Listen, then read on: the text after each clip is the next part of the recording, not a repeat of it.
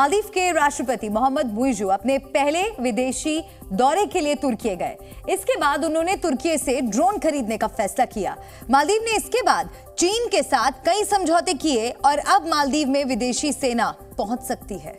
मालदीव से वसूली शुरू हो गई है। पहली बार मालदीव में तुर्की का सैन्य दखल होने की संभावना है। मालदीव के राष्ट्रपति मुइज़ू अपनी पहली विदेश यात्रा में तुर्की गए और उसके तुरंत बाद ये फैसला आया है।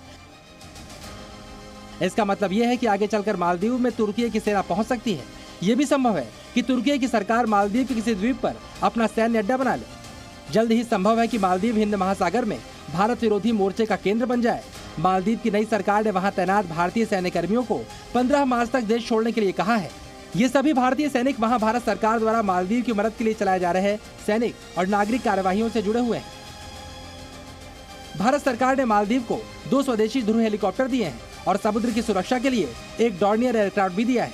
इसके अलावा भारत सरकार मालदीव को निगरानी के लिए कोस्टल रडार लगाने में भी मदद करती है। अब मालदीव अपनी समुद्री सुरक्षा के लिए तुर्की से ड्रोन खरीद रहा है और जाहिर है इसके साथ ही तुर्की के सैनिक विशेषज्ञों का यहाँ पर दखल बढ़ेगा। भारत के आसपास के देशों में चीन के घुसपैठ और हिंद महासागर में बढ़ती सैनिक प्रतिद्वंदिता के बीच ये भारत का नया सिरदर्द है। हालांकि इन खबरों के बीच भारत और मालदीव के बीच लगातार मुलाकातें हो रही हैं। You would have seen that on 14th we had a meeting of the core group. In the core group, we had detailed discussions on several aspects of the bilateral relationship, and then in that press release we mentioned that both sides held discussions on finding mutually workable solution to enable continued operation of Indian aviation platforms that provide humanitarian and medvac services to the people of Maldives. The next meeting is to be held in India. Maldives के हिंद महासागर के बीचों बीच मौजूदगी उसे रणनीतिक रूप से बेहद महत्वपूर्ण बनाती है। भारत के मालदीव के साथ पुराने संबंध रहे हैं। 1966 में मालदीव की आजादी के बाद भारत पहले देशों में था जिन्होंने उसे मान्यता दी। 1976 में दोनों देशों में समुद्री सीमा को लेकर समझौता हुआ और 1981 में दोनों ने व्यापार संधि पर हस्ताक्षर किए। भारत लगातार मालदीव को आर्थिक मदद देता रहा और मालदीव की राजधानी में सबसे बड़ा अस्पताल बनाया। 1988 में भारत ने मालदीव पर कब्जा करने की कोशिश को नाकाम किया और वहां वापस लोकतांत्रिक सरकार की बहाली की। 2014 में मालदीव के इकलौते पानी साफ करने के संयंत्र में खराबी के बाद भारत ने ही वहां वायुसेना के बड़े ट्रांसपोर्ट विमानों से पानी पहुंचाया और नौसेना के जहाजों की मदद से खारे पानी को पीने लायक बनाया।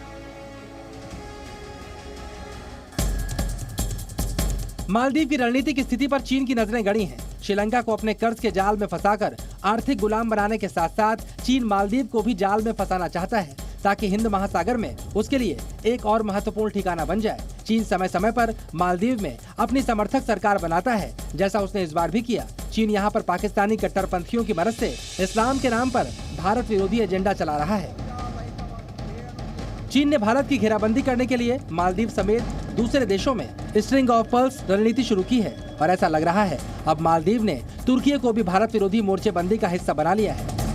भूटान हो या बांग्लादेश, श्रीलंका हो या मालदीव, भारत ने बिना किसी स्वार्थ के अपने पड़ोसी देशों और छोटे देशों की मदद की और उनके साथ मिलकर साझा विकास के कार्यक्रम चलाए। इससे उलट चीन ने जब भी किसी देश की तरफ मदद का हाथ बढ़ाया तो उसके बदले में उस देश को कर्ज के जाल में फंसाया, उसके प्राकृतिक संसाधनों पर कब्जा किया, उसकी राष्ट्रीय नीतियों और सरकार को अपने फायदे के लिए इस्तेमाल किया और अंत में उसे कंगाल बना दिया। श्रीलंका और पाकिस्तान इसके सबसे नए उदाहरण हैं। ये बात मालदीव की मौजूदा सरकार जितना जल्दी समझ लेगी, मालदीव की जनता को इसकी कीमत उतनी ही कम चुकानी पड़ेगी। कृष्ण मोहन मिश्रा, जी मीडिया, दिल्ली। जी न्यूज़।